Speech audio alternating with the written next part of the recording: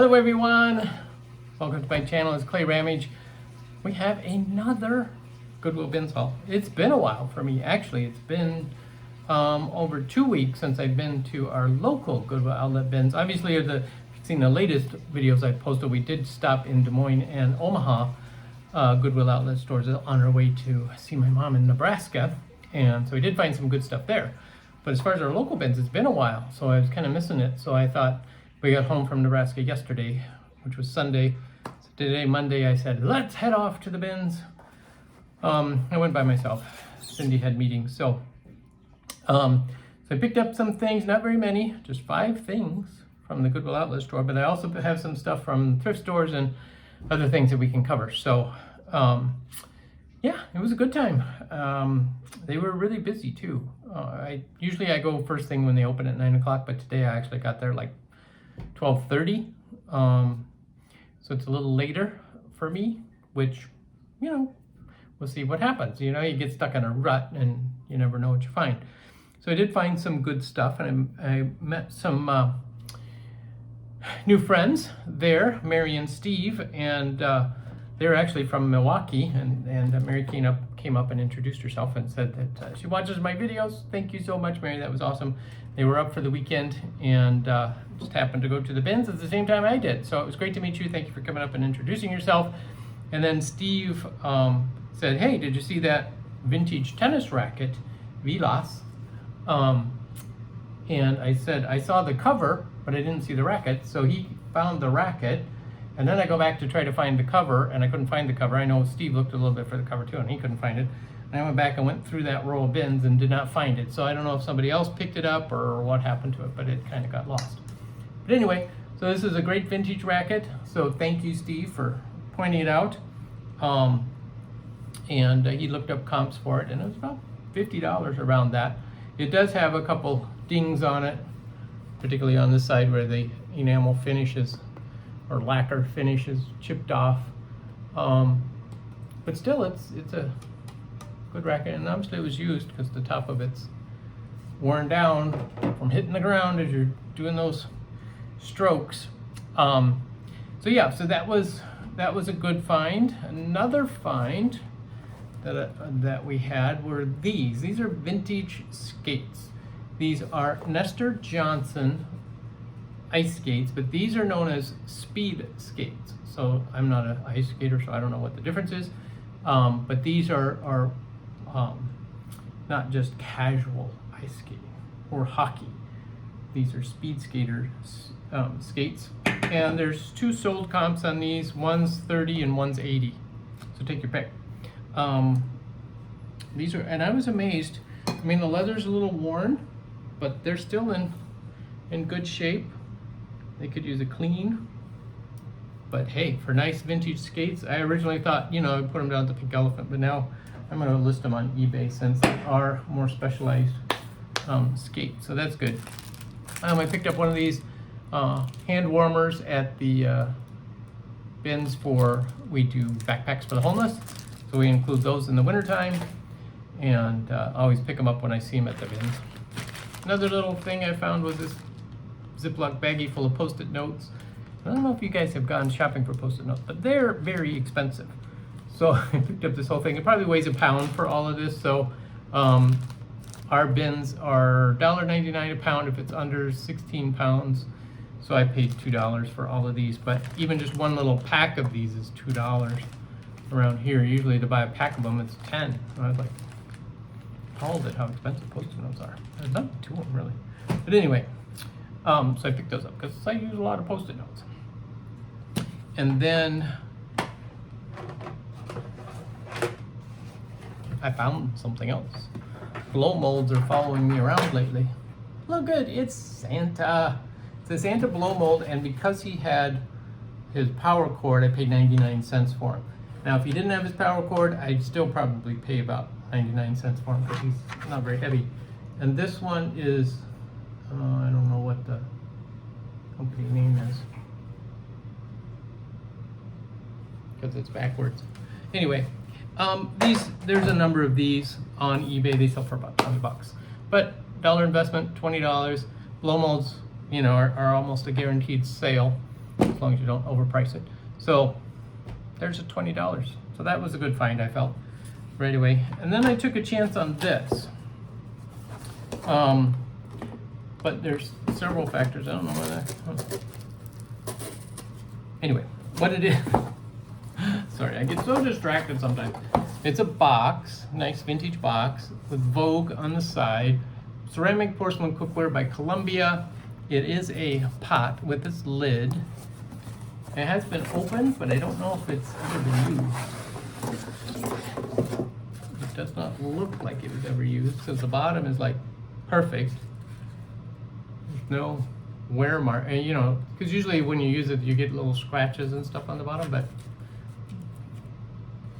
she's beautiful. And the fact that it's still in there, and in fact,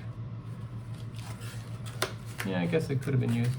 I'll just put right back in there if they didn't like it. But anyway, so yeah, so practically brand new, but look at the pattern on it. It's called,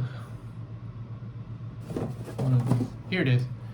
Vogue Avocado is the pattern and the color. And because it was an avocado, I thought, well, that's probably more marketable than some of the others. I couldn't find an equivalent in this. I did find some other Vogue cookware, but not porcelain. You know, and it's, you know, typical of most cookware. But here's the important thing about this one. It's Jerry saucepan.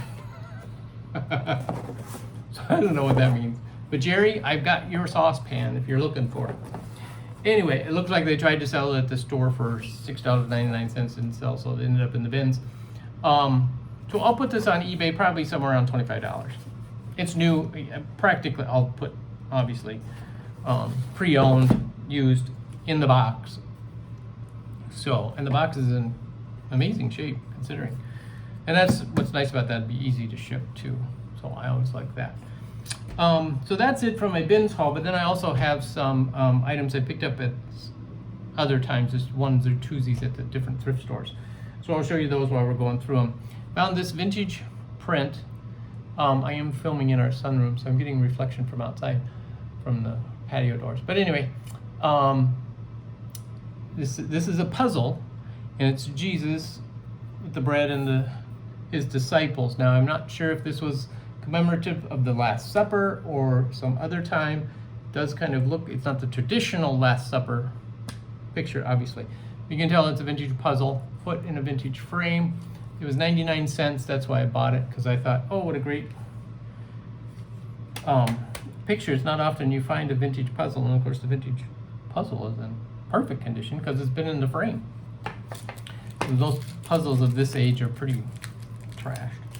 Even the boxes, because they get stored on shelves and then stuff gets piled on top of them and they get worn out. And even if the puzzle is all complete, it's still not in great shape just because of that. And I did pick up another, this is an original piece of art. But it's actually of a Spanish city. And this says Centilla del Mar, Santander. This is in Spain. This town is actually famous for its cave paintings. This was more than likely a souvenir piece that somebody brought back and had framed. It wasn't mounted very well because you can see how it's pulling away from the matting. There's gaps and stuff like that. And they hid the artist's signature in the corner. So this was more than likely, like I say, a souvenir piece. But I love original artwork. It's really nice. It's got good coloring. It's actually it almost gives me that feeling of the street artists with the spray paint, and then how they, you know, come along and scratch through the paint to make different things. That's what it looks like, particularly here. You know, and then they use different tools to give different symbols. So that's probably what it was. But still, it's a nice print. I liked it. And it was $2.99, and it was senior day, so I got 25% off. So I paid a total of $3.24 for both the puzzle print and that Spanish print. And then another time I was at one of the Goodwill stores, and I saw this bowl. The spoon was taped inside of it. And I thought, oh, that looks like a Dorothy Thorpe pattern. with the silver rim. The spoon also has silvering on the end. So I thought that's kind of cool that it's got the original spoon still with it. I believe it's the original spoon. The spoon's not marked, but the bowl is marked. I'm not sure how well it'll show up on the camera. Oh yeah, you can see it. There's the D, the T, and the C. DC Thorpe. Or yeah, I think it's DC Thorpe. That's a typical mark for Dorothy Thorpe items. It was $3. I almost used my coupon, but I thought for $3 I'm not going to use my coupon. I'm going to save it for larger items. And a 20% off coupon. And I cannot find an equivalent. This one is a divided bowl. I can find the bowl, but not one with the divider and the spoon. So, and they're, you know, like a $10 bowl. But I think because of the fact that it's a little more complete, I would ask more like $18.99 for it. And I will actually polish this silver to make it look a little nicer. I know some people are like, no, don't do that, but I'm going to because I like polished silver. And I think it'll just look better. It right now looks kind of damaged with the way it's kind of tarnished. Anyway, I'm babbling on. But that's what we have today. It's a shorter video. I'm still catching up from our trip. I'm way behind on a whole lot of stuff. Plus, like I mentioned in my prior video, I signed a lease on a new space to move my business out of my house and into an office space where I can have a lot more room and be able to do more business, online business particularly. And it's only a block from the Pink Elephant, which is awesome because then it'll be easy to shuttle stuff down to help fill out my shelves at the Pink Elephant, which we've been doing really well. May turned out to be my best month ever at the Pink Elephant, which is awesome. April was one of my best months before that. So we continue to grow our business at the local antique store and on eBay. I did really well on eBay in the month of May as well. I think probably my largest month dollar-wise. So that is pretty awesome. I'm very happy about that. A lot of large dollar items. Obviously, those vintage antique dresses were a large part of that. That was an amazing haul. So we'll just hope we find even more of that. And I hit my goal. I had set a goal of 300 listings on eBay. I hit that listing 2 weeks ago, and now I'm back down because I've sold so much stuff. So that's a good problem to have. But I'll probably not be able to get the listings back up again until after I get moved into my new facilities, which starts June 15th. So that's when I'll start moving stuff. But anyway, thank you guys so much for watching. Hope you enjoyed it, and we'll catch you next time.